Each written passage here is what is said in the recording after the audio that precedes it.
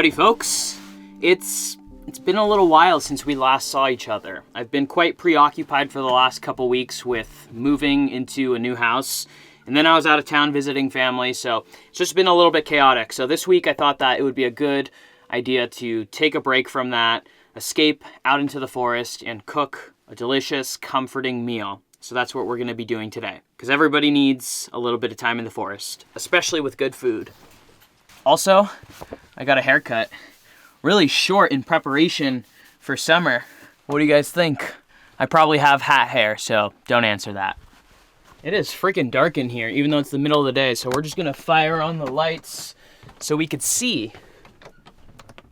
There we go, much better. So for a really long time now, Japan has been at the top of my countries to visit bucket list, if you will. I haven't been able to make it out there, unfortunately. I may or may not be able to make it this year. I really want to, we'll see. But I thought that instead of traveling all the way to Japan, in the meantime, I could cook one of my favorite Japanese dishes right here in the comfort of my own camper. So today I'm gonna be making a pork katsu sandwich. Pork katsu, otherwise known as tonkatsu, is a deep fried, breaded pork chop. And I'm gonna make a sandwich out of it. It's really good. There's a shop here in Oregon, in Portland, that makes phenomenal katsu sandwiches. That shop is called Tanaka, I believe. There's a couple locations. So if you're in the Portland area and you're looking for a good place to eat, Tanaka, highly recommend. All right, so the first thing we're gonna do is tenderize the meat. So for the meat, I am using these pork loin chops. These are a little thinner than I would like to start off, because we do have to tenderize it with a meat mallet for a little bit. But this is what they had. I didn't want to get like a great big chunk of meat. These are gonna do fine.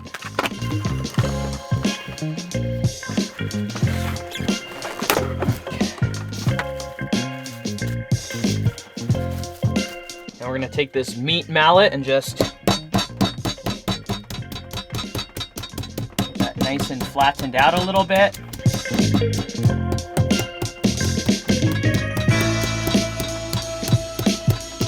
Now what I'm gonna do is I'm gonna generously salt these. Now, ideally you would do this process, or this part of the process, the night before, so that way they could sit and really dry out overnight, kind of like a dry brine.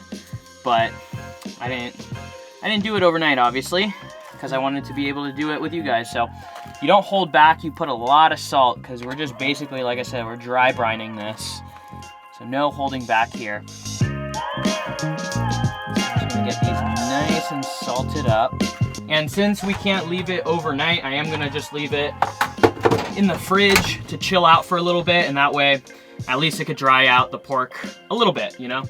In the meantime, I've got some other things to prepare and get ready.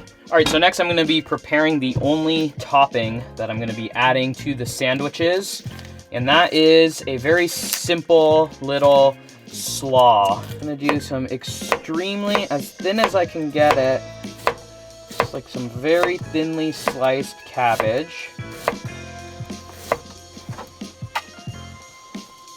I'm also gonna be adding some white onion. With the onion, I'm also gonna be making that super thin slices. Next, I'm gonna add a little bit of lemon zest on top. Also gonna hit it with some lemon juice as well. Hit it with a little bit of salt. And mix it all up.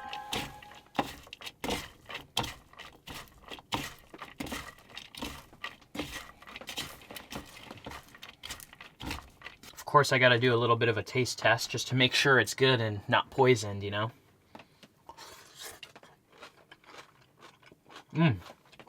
That's perfect.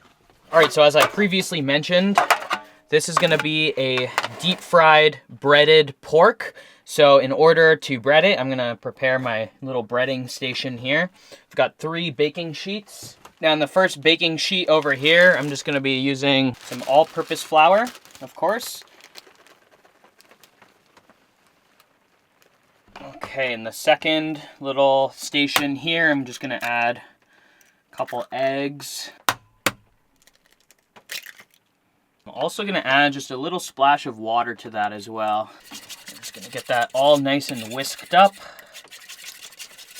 This is, in my opinion, one of the most important aspects of tonkatsu or katsu. Japanese breadcrumbs, also known as panko. So just go ahead and add some of that to the pan as well. You don't want to hold back on any of these because the last thing you want is it to be skimpy. Now, as far as the bread goes, this is another one of the more important aspects for the katsu sandwich.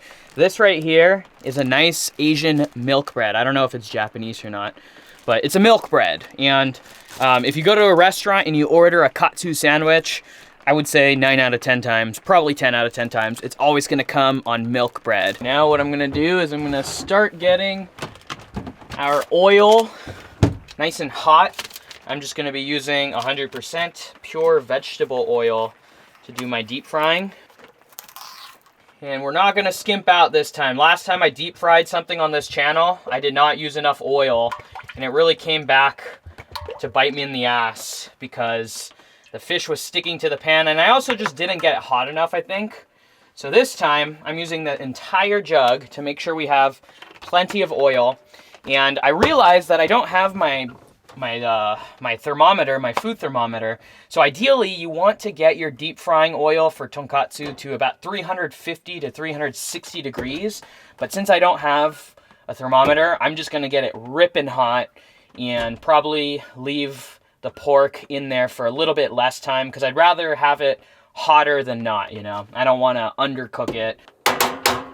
So the pork has not been chilling for that long, unfortunately, but it is what it is. I'm hungry, so I'm not gonna wait forever.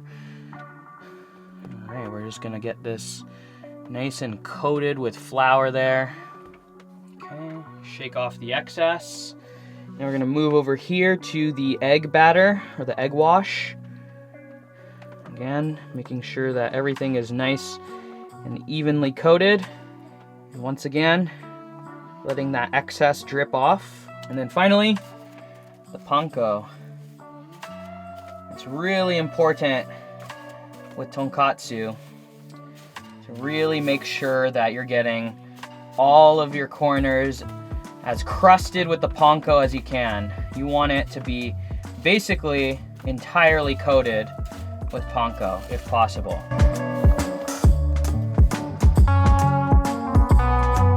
While we wait for the oil to heat up, I just want to show you the sauce we're going to be using. This is a tonkatsu sauce.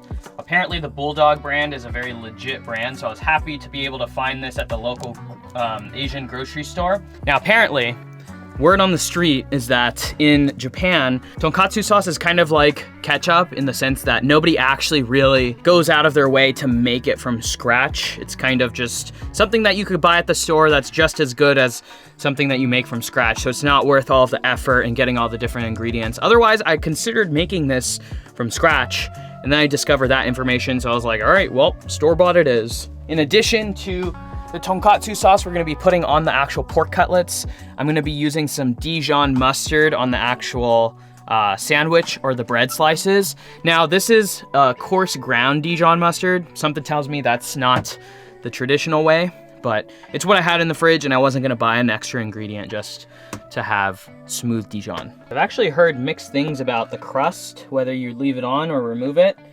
And I'm choosing to remove it because I don't want anything to interfere with the crunchy, crispy texture of the pork. We are freaking ready to go.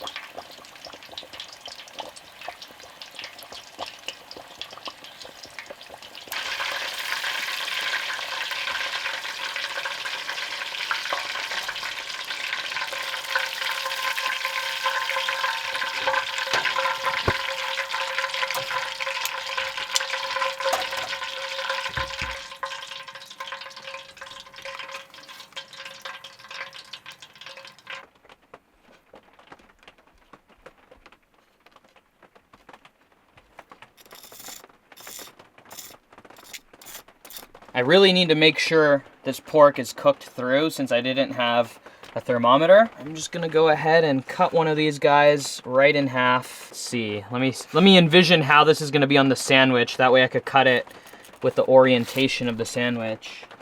Oh yeah, that looks fully cooked to me.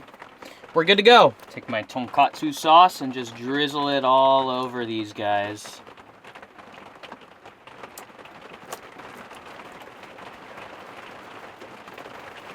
No holding back here. This is good stuff. Put a nice, generous helping of that slaw we made earlier right on top.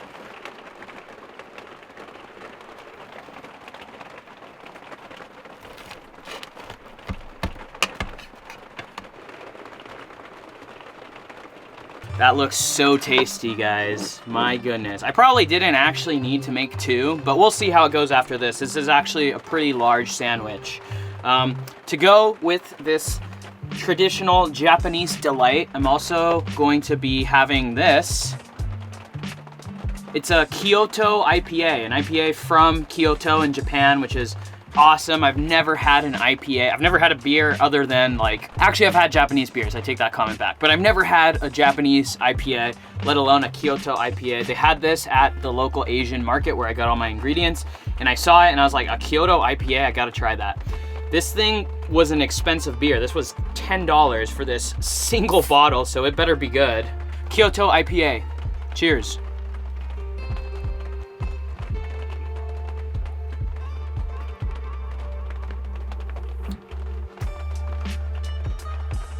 That's tasty.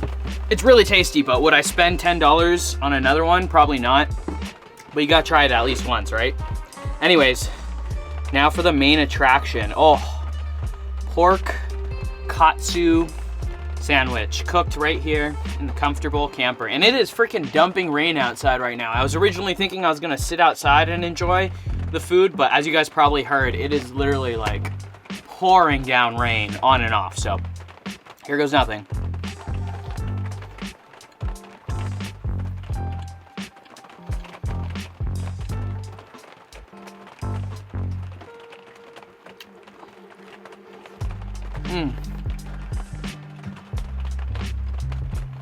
Oh wow, that is friggin' phenomenal. All right, we're doing it, might as well. I got them both cooked, so I might as well eat both of them, right?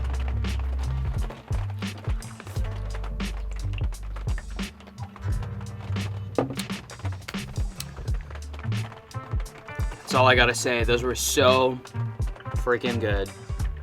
Nothing beats a delicious homemade meal out in the forest, especially one as special as some pork katsu sandwiches. That, if you guys can get your hands on one of those, if you can make it your own, if you could buy them at a store, whatever, highly recommend. So tasty.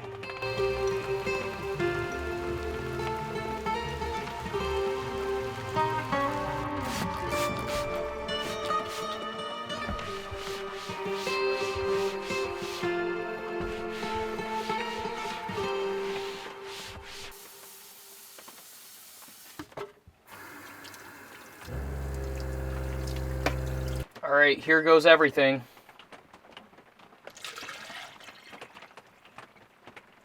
Now I know it's probably tempting for people sometimes to just take the frying oil and dump it outside because it's like, oh, we're out in the middle of nowhere, who cares? Just dump it outside, right? What harm is it gonna cause? Never, never, never dump your used frying oil or any type of oil at all out onto the ground. It's just not right, you know? It's not good for the earth. And if everybody had that mentality of, oh, just dump it outside, then things could get bad real quick. So always remember to bring some kind of containers or something to pack out your used frying oil. That's my public service announcement for the day. I digress.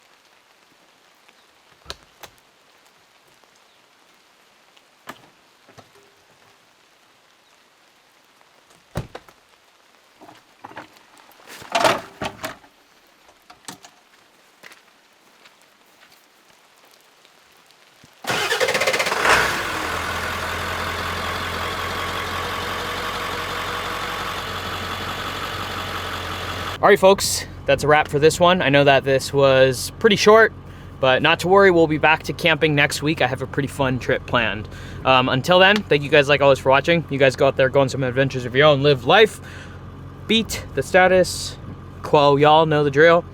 Enjoy the rest of your day. See you in the next one. Peace.